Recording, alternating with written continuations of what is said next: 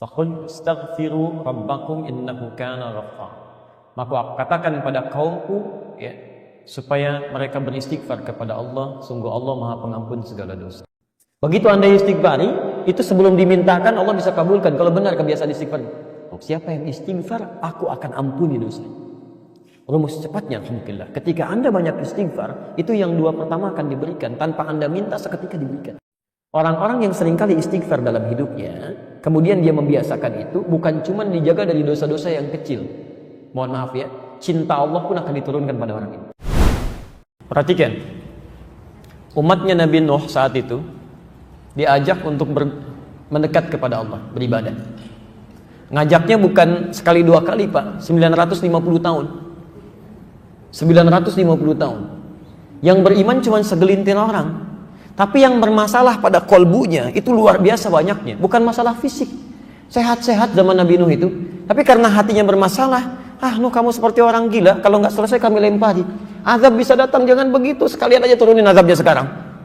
Jadi banyak hal yang bukan cuma ngajak berdebat. Nantang azab Pak. Ketika penyakitnya ada dalam jiwanya disadari oleh Nabi Nuh. Maka apa yang pertama kali disampaikan oleh beliau? Lihat kalimatnya. Ini rumus cepatnya. Rumus cepatnya. Sekarang perhatikan sebentar ya, sebelum saya masukkan betul obatnya. Lihat gini, tadi kalau penyakit jiwa, kolbu, berdosa tidak? Dosa ya. Sekarang perhatikan sebentar. Oh maaf, ini apa? Bukan, ini gelas Pak ya, isinya air. Sekarang lihat, saya lagi, ini apa? Gelas ya, terbuka atau tertutup? Terbuka. Sekarang, kalau gelasnya terbuka, bisa saya masukkan spidol? Bisa, baik. Bisa saya masukkan handphone? Tidak, nggak cukup tuh ya. Baik, pelan-pelan. Baik. Fokus ya. Baik, sekarang perhatikan. Jadi benda-benda itu bisa masuk sesuai dengan ukurannya. Nah, perhatikan ya. Saat kita memohon kepada Allah, itu sumber-sumber kebaikan kita terbuka. Janji Allah, Anda mau minta apapun, itu seketika akan diberikan. Akan diberikan. Itu ada di Quran surah kedua Al-Baqarah ayat 186, posisi paling kiri sebelah bawah. Wa idza sa'alaka 'ibadi 'anni fa inni qarib. Kalau hambaku punya persoalan kemudian ingin mencari aku, ini sudah fitrah manusia. Kalau sedang punya masalah pasti menyebut nama Allah tuh. Nyari gitu ya. Fa inni qarib, Muhammad katakan pada orang mencari aku ini, yang bertanya kepadamu, aku dekat, gak usah dicari, memberi harapan. Secara psikologis itu menenangkan. Anda bertanya, Ustaz Adi mana ya? Belum datang. Aduh, nggak ada kabar nih. Dengan yang kedua dikatakan, tenang, beliau sudah dekat katanya. Mana yang paling menenangkan? Yang pertama atau yang kedua? Yang kedua. Fa inni qarib. Poinnya, ujibu da'watad da'i idza da'an. Saya akan selalu jawab doa hambaku sepanjang dia berdoa. Bentuknya progresif, ya. Bahkan kalau dalam bahasa Inggris 3 itu, present, continuous, future. Jadi kalau kita minta, kata Allah, sifat doa itu ketika diminta akan selalu dijawab. Nggak ada doa yang tidak dikabulkan Pak. Tidak ada. Kalau nggak sekarang, besok. Kalau nggak besok, nggak bisa sekarang kita menerima di alam kubur. Kalau nggak dapat di akhirat, pasti dikasih. Jadi tidak ada doa yang tertolak, semua dikabulkan. Cuma yang jadi masalah, ketika Allah akan berikan, manusianya menutup pintu doa itu untuk datang. Ditutup dengan apa? Maksiat. Ketika seseorang berbuat maksiat, kata Nabi, hadir naktah sauda dalam jiwanya. Nutup. Semakin banyak maksiat dikerjakan, maka nutup seperti ini. Kalau sudah tertutup seperti ini, jangankan handphone, maaf, spidol pun gak bisa masuk. Yang paling berbahaya, jangankan doa, mohon izin ya, maaf, ajakan kebaikan pun gak bisa nyambung. Ya karena kebanyakan bermaksiat, bahkan yang paling bahaya makan yang haram. Haram itu seketika tuh, kalau sudah masuk ke perut ngalir dengan darah Pak. Masuk ke tangan, masuk ke telinga, masuk ke mata. Kalau sudah masuk telinga, itu panggilan kebaikan gak bisa nyambung tuh. Susah. Allahu Akbar, gak tembus. Wa fi adhanihim waqra. Quran surah ke-6 ayat ke-25. Wa fi adhanihim waqra. Ada orang yang di telinganya tuh ada sumbatan, gak bisa dengar Pak. Ya, bola tuh jauh kedengaran banget tuh. Direncanakan bahkan sebelumnya itu. Ada tuh, hafal. Diketahui betul itu. Masya Allah. Tapi Isya lewat gitu kan, maghrib gak dikerjakan, adzan gak kedengaran.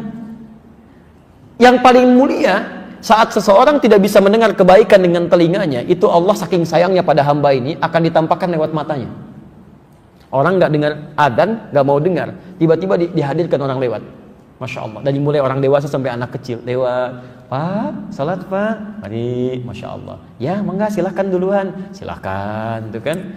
Om, salat Om. Ya, silahkan duluan. Dia sendiri nggak salat. Susah gitu kan ya seperti ini. Masya Allah. Om, nggak tahu ke masjid Om? Enggak. Kalau surga nggak tahu, masjid aja nggak tahu, apalagi surga. Masya Allah. Ini orang seperti ini susah tuh, dilihatin di mata nggak bisa, dengar di telinga nggak bisa. Apa yang salah? Ini yang masuk tuh. Ada penyakit dalam jiwanya.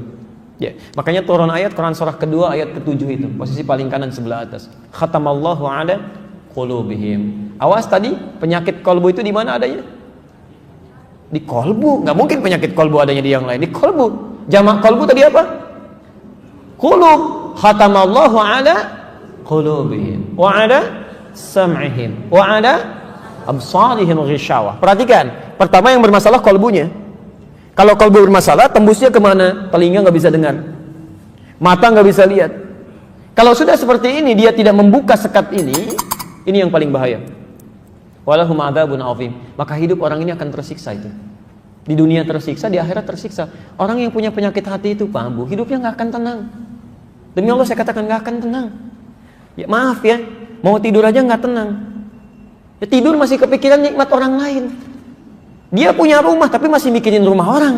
Begitu mau tidur tuh kalimatnya masih jelek aja. Bahkan ada yang mohon maaf ya, mimpi pun masih dosa juga. Ya, gara-gara dia memang semua ini sedang tidur tuh. Sampai isinya bingung, Pak, bangun kenapa gitu? Ya Allah, kapan istirahatnya? Saat nggak tidur juga salah, saat tidur pun tidak tentram. Itu orang-orang seperti ini. Bagaimana cara bukanya? Faqultu astaghfiru rabbakum innahu kana ghaffar. Kalau kadarnya masih kecil-kecil, untuk menghilangkan dosanya dengan istighfar. Itu untuk meluluhkan dosanya. Ya. Kalau ini tutupnya ini dari apa tutupnya? Tuh, aluminium. Ya. Maaf ya. Lihat kalimatnya. Kalau tutupnya dari tisu bagaimana? Lebih lunak atau lebih keras? Lebih lunak. Ada yang kecil-kecil yang bisa ditembus begini tuh. Ya. Ini kalau dengan istighfar aja bisa dicabut begini. Maaf Bapak Ibu sekalian, itu tanpa sadar dalam beraktivitas dalam sehari itu akan selalu ada dosa yang pernah kita kerjakan, termasuk saya. Semuanya.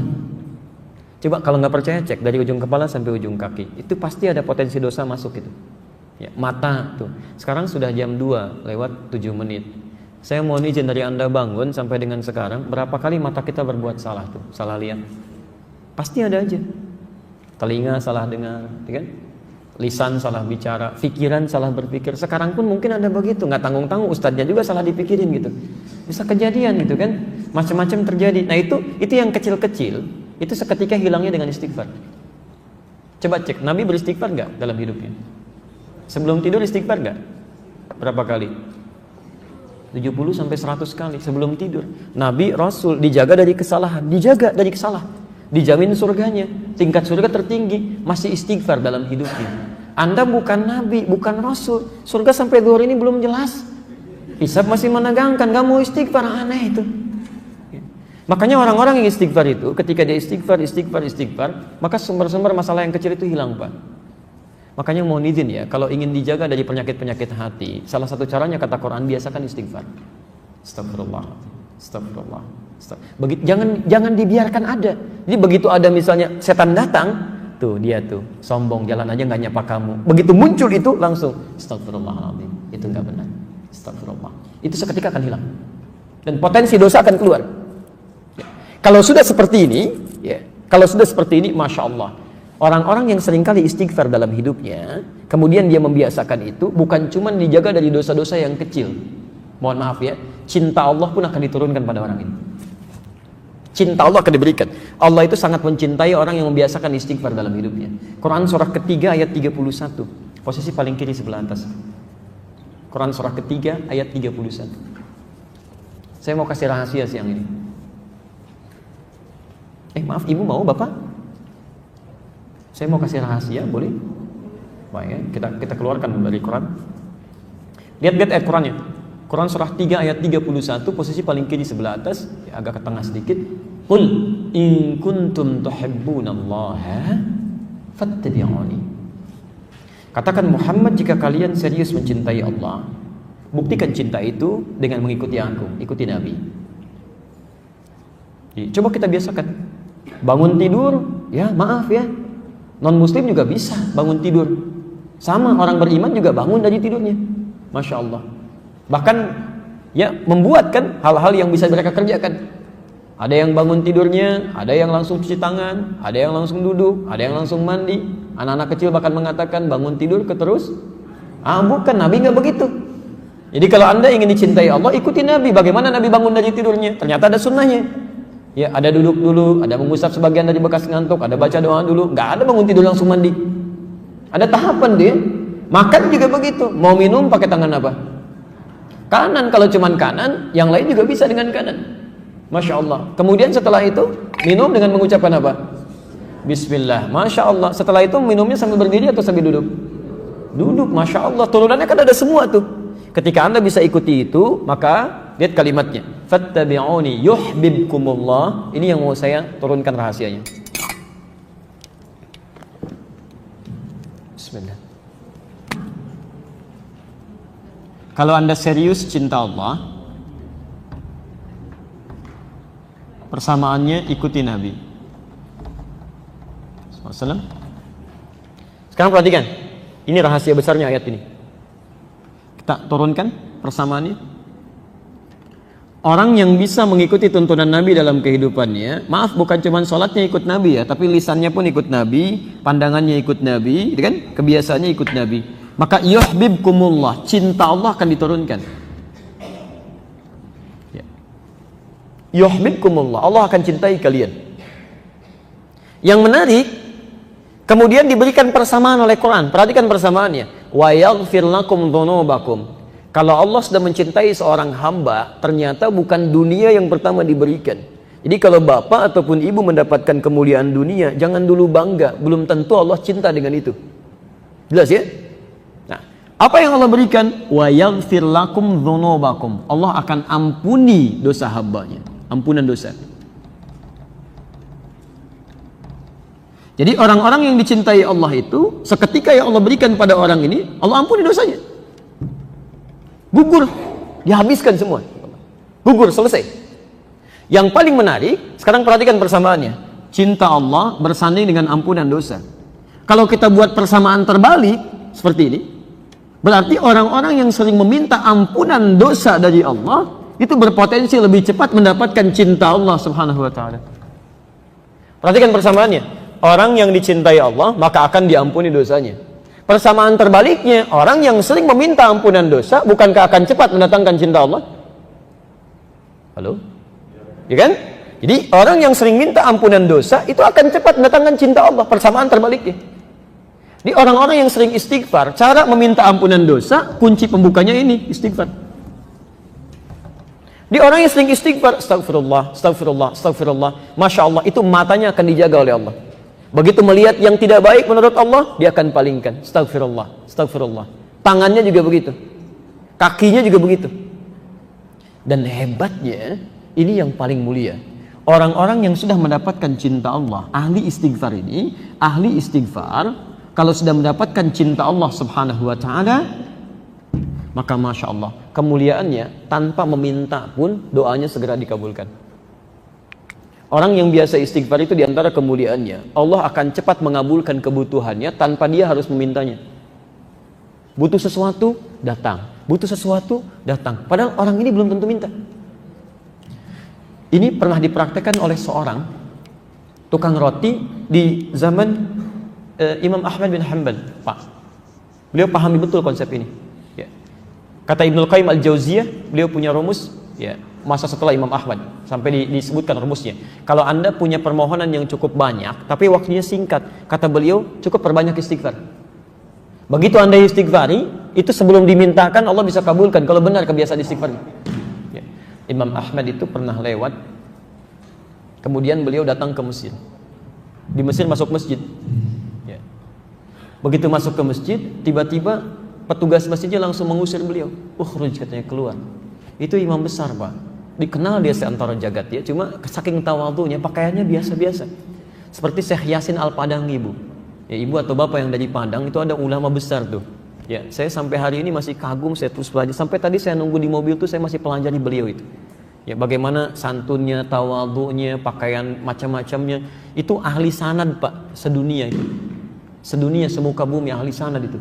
Ya, itu luar biasa, Masya Allah. Pakaian, tampilan sederhana, macam-macam. Jadi kalau Anda ke Mekah itu belum kenal pertama kali, mungkin nggak akan kenal kalau itu ulama besar tuh.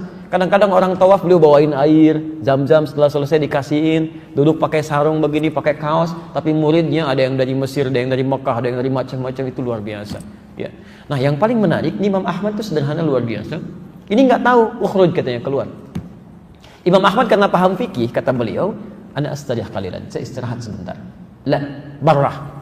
Barrah itu sudah mulai kasar. Barrah. Kata Imam Ahmad, astari, da'ni astari. Gak apa-apa, tolong perkenankan saya istirahat sebentar, saya capek katanya. Rawah enta, rawah. Okay. Rawah itu sudah lebih kasar lagi dari kata roh. Maksudnya, tolong keluar dari sini sekalian dengan roh-rohnya. Rohnya pun jangan ada di sini, keluar.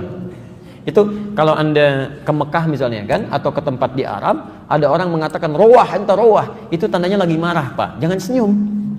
Rawah. Itu musir, ya. Musir itu, suruh pergi. Kalau bisa rohnya pun jangan di situ, pergi kata orang ini.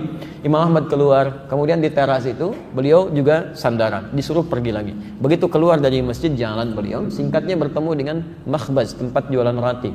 Ya, syar'i rati, menjual dengan syar'i. Ya, baik. Dia setiap datang orang lewat melihat, masya Allah, kalimatnya bagus sekali. Imam Ahmad lewat dipanggil, Syekh istari hona, Syekh tolong istirahat di sini dulu, kelihatannya capek kan ya. Begitu bikin, perhatikan beda antara sari roti dengan syar'i roti. Yang ini setiap diaduk begini, astagfirullah, dibikin begini, astagfirullah, ini astagfirullah, selalu istighfar. Kata Imam Ahmad, ya Syekh, ma faidatu istighfarika? Apa faidahnya istighfar kamu itu? Imam Ahmad tahu, cuma ingin menguji ini, apa manfaatnya katanya. Perhatikan, wallahi demi Allah katanya, tidak pernah saya membiasakan istighfar ini kecuali Allah selalu mengabulkan doa-doa saya. Selalu mengabulkan doa-doa saya. Cuman wallahi cuman satu aja yang belum terkabul sampai hari ini. Mudah-mudahan Allah sebelum mengabulkannya sebelum saya wafat atau dia yang kembali pulang duluan. Apa itu kata Imam Ahmad? Wallahi saya bermohon kepada Allah supaya bisa dipertemukan dengan Imam Ahmad bin Hanbal sebelum saya meninggal atau beliau yang meninggal duluan. Kata Imam Ahmad, Allahu Akbar, rupanya saya diperjalankan ke Mesir ini, masuk ke rumah Allah sampai diminta keluar sampai ke sini gara-gara istighfar kamu ini katanya. Jadi bisa digerakkan gitu. Itu istighfar Pak, itu kemuliaannya luar biasa. Ya. Tapi tolong jangan lakukan itu kepada saya gitu. Anda bisa istighfar, Masya Allah. Makanya ahli surga itu, ahli surga yang biasa istighfar, surganya istimewa, bukan surga biasa. Itu ada di Quran surah ke-51 ayat 18. Lain Pak, bonusnya itu lain. Ya. Dia ditempatkan di taman surga. Ya. Taman surga itu kemuliaannya beda dengan surga biasa. Kalau Anda insya Allah masuk surga, kalau di surga biasa itu yang melayani pelayan surga, namanya wildanun mukhalladun. Ya, kalau laki-laki dilayani oleh bidadari surga, kalau perempuan oleh pangeran-pangeran surga, cantik dan gantengnya tak terlukiskan. Kata Nabi, nggak usah dibayangkan, mala ainun ra'at wala udhunun sami'at wala khatara 'ala qalbi bashar. Nggak pernah kelihatan oleh pandangan kita, nggak pernah terdengar oleh telinga, bahkan difikirkan pun nggak akan seperti itu. Itu masih kelas biasa. Tapi taman surga yang ngasih langsung semua Allah, tanpa perantara, kun fayakun ada, dan nggak perlu dibayangkan. Dan penghuni surga seperti ini, itu sebelum masuk ke surga pun sudah diperkenankan melihat Allah tanpa hijab. Ada di Quran surah 75 ayat 22 sampai 23, posisi paling kiri sebelah atas. Wujuhu yawma idzin nadhirah. Ada orang-orang yang masya Allah, saat dia dihisab itu wajahnya berbinar gembira. Ya, padahal belum masuk surga. Ya, ila rabbiha nadhirah, karena bisa melihat Allah tanpa hijab langsung seketika.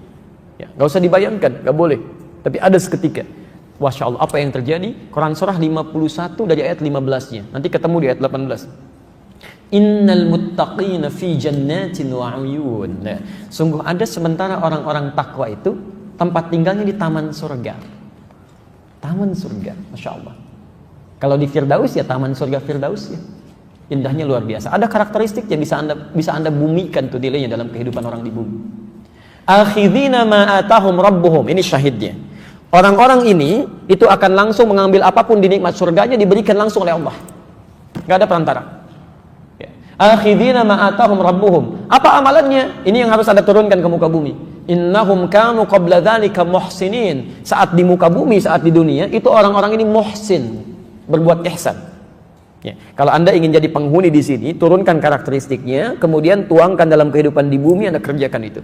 Apa amalannya? Kanu qalila minal laili ma yahja'un. Amalan pertama, dia terbiasa sedikit tidurnya. Itu bahasa Quran. Sedikit tidurnya. Di malam dia hidupkan dengan ibadah. Dia paham, ya, kalau malam itu lebih enak ibadahnya, akan lebih khusyuk. Quran surah 73 ayat yang ke-6, inna nasyi'atal laili hiya asyaddu wat'an wa aqwamu qila. Bangun malam itu akan enak menyentuh pada jiwa, lebih khusyuk. Makanya maaf ya, setan malam dengan setan siang itu beda apa? Lain. Shift-shiftan dia. Setan siang tuh biasa, nggak usah terlalu banyak tenaganya, tiup dikit udah pada nggak sholat tuh. Ya. Setan malam tuh tidak, dia paham, gangguannya tuh minim, nggak ada kebisingan, TV berhenti semua, nggak ada siaran macam-macam. Jadi ketika orang ini ibadah, konsentrasi khusyuknya akan lebih tinggi dibandingkan dengan siang. Maka dari itu banyak terjadi keanehan. Kalau ibu nggak percaya silahkan. Siang bu ya, masya Allah. Ya jangankan bangun, mau tidur aja susah. Tapi kalau malam, masya Allah. Begitu Anda bangun di pertengahan jam 1:30, jam 2 tuh ya. Padahal alarm sudah disusun 3 kali tuh. Alarm pertama mematikan alarm kedua. Alarm kedua matikan alarm ketiga. Alarm ketiga baru siap-siap. Kata Nabi itu setan membuat berat kepala tuh. Susah. Dan terjadi sesuatu yang tidak Anda bayangkan sebelumnya. Itu kan tiap hari bolak-balik tuh. Kamar mandi, meja makan, dapur. Biasa aja siang. Kok malam-malam jadi berubah? Awas loh ya. Kemarin sih enggak. Tapi malam ini di meja makan tuh putih. Rambutnya itu panjang. Dan nungguin kamu di situ. Jadi nggak jadi. Itu terjadi situasi itu. Ada kenikmatan gitu kan. Ya. Karena itu, karena ada perbedaan-perbedaan semacam ini, tidak mudah untuk bangun. Tapi orang ahli surga tidak. Amalan-amalan seperti ini, itu lain. Perhatikan, ahli taman surga itu qalila minal laili ma yahjaun. Dia atur tuh, tidurnya lebih cepat. Ba'da isya, dia nggak ada keperluan, langsung istirahat. Sedikit tidurnya, malam dia hidupkan. Salat, masya Allah. Ayo, itu bahasa Quran, sedikit tidur. Kalau Anda tambahkan, bermasalah. Di rumus fikih itu Anda tambah jadi berkurang. Sedikit tidur, taman surga. Sedikit-sedikit tidur, maaf, di tamannya aja enggak. Silahkan cek. Jadi dalam agama itu kalau sudah pas gak usah ditambah-tambah. Subuh 2 rakaat. Saya pengen yang paling sempurna, ikuti sunnah Nabi. Saya merasa banyak kurang sholatnya, besok saya 3 rakaat. Salah. Jadi kalau sudah ada pas, gak usah ditambah, gak usah dikurangi. Menambah sesuatu itu mengurangi kemuliaannya. Selesai. Ya. Yang paling menarik, habis tahajud. Kalau Anda cuma tahajud aja, belum bisa masuk taman surga. Amalan selanjutnya ayat ke-18-nya. Wabil ashari hum yastaghfirun. Ini poinnya. Jadi dia tahajud di sepertiga malam, menjelang subuh. Belum subuh Pak. Ashar itu waktu menjelang subuh singkat. Ya, paling 15 menit lah, 10-15 menit sebelum subuh. Dia duduk istighfar. Istighfar. Bahkan ada hadis qudsi di situ. Hadis qudsi. Diriwayatkan orang pertama yang menerima dari Nabi 31 orang sahabat senior. Hampir semua meriwayatkan. Ya, Abu Bakar As-Siddiq radhiyallahu taala anhu, Umar bin Khattab, Utsman bin Affan, Ali bin Abi Thalib sampai Sayyidah Aisyah radhiyallahu taala anha. Itu menerima semua dari Nabi. Yanzilu Rabbuna tabaraka wa ta'ala. Allah Subhanahu wa ta'ala akan membentangkan rahmatnya, ya, di fi thuluthil akhir minal lail, di setiap sepertiga malam yang terakhir. Kemudian menyampaikan, faqala, Allah menyampaikan pada hambanya, ya ibadi, hai hambaku, siapa yang meminta kepadaku akan aku kabulkan. Siapa yang memohon aku akan berikan. Dan man istaghfara li ghafartu lahu. Siapa yang istighfar, aku akan ampuni dosanya. Rumus cepatnya alhamdulillah. Ketika Anda banyak istighfar, itu yang 2 pertama akan diberikan. Tanpa Anda minta, seketika diberikan. Makanya ahli taman surga itu, masya Allah, begitu selesai tahajud, dia nunggu fajar. Astagfirullah, astagfirullah, astagfirullah. Ingat-ingat dosanya itu. Kalau nggak percaya silahkan Pak ya. Nanti malam Anda tahajud. Setelah itu menjelang subuh misalnya, Anda biasakan istighfar. Terus dengan hati yang bersih, yang enak. Itu selain dosa keluar, itu tidak menutup kemungkinan air mata bisa ngalir. Tapi sambil diingat, apa dosa-dosa yang Anda lakukan? Mungkin pernah berkata kasar pada orang tua, pernah membuat pasangan hidup kecewa, sombong terhadap orang-orang sekitaran. Ingat-ingat itu. Itu demi Allah saya katakan, nikmatnya luar biasa. Ini. Dan dosa gugur. Dosa gugur. Ya, jelas di sini? Baik, saya sebentar saya cukupkan dulu sampai sini. Untuk bagian pertama itu masih yang ringan-ringan. Kalau dosisnya, maaf, atau kadar penyakitnya masih kecil-kecil, masih suka pada nikmat orang lain, kan? Masih belum qanaah dengan nikmat sendiri, ya, masih belum puas dengan nikmat sendiri, masih mengharap punya orang, walaupun belum mencela, itu yang kecil-kecil gugur dengan istighfar.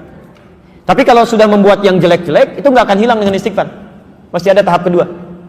Ya. Saya mau ngecek sebentar nih, ya, untuk memastikan kita benar atau tidak.